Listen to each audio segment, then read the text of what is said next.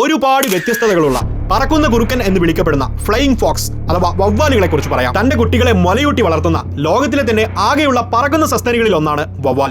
ബോറടി മാറ്റാൻ ഹോമോസെക്ഷാലിറ്റിയിൽ ഏർപ്പെടുകയും കോപ്പുലേഷന്റെ തൊട്ട് മുൻപും പിൻപുമായിട്ട് ഓറൽ സെക്സ് ചെയ്യുകയും ചെയ്യുന്ന ഒരു പ്രത്യേക തരം ജീവിയാണ് വവ്വാൽ. മനുഷ്യരെയും മറ്റു ജീവികളെയും കാര്യമായി ഉപദ്രവിക്കാത്ത ഈ ജീവികൾ പഴങ്ങളും പൂക്കളിലുണ്ടാവുന്ന തേനുകളുമൊക്കെയാണ് കാര്യമായിട്ട് ഭക്ഷിക്കുന്നത്. വലുതും ചെറുതുമായിട്ട് 1400-ലധികം ബാറ്റ് സ്പീഷീസുകൾ ഭൂമിയിലുണ്ടെന്നാണ് കണക്കാക്കപ്പെടുന്നത്. ഈ കാണുന്ന giant golden crowned flying fox എന്ന വവ്വാലാണ് ആ കൂട്ടത്തിൽ തന്നെ ഏറ്റവും വലുത്. ഇതിന്റെ വിങ് സ്പാൻ എന്ന് പറയുന്നത് 5 ഫീറ്റാണ്.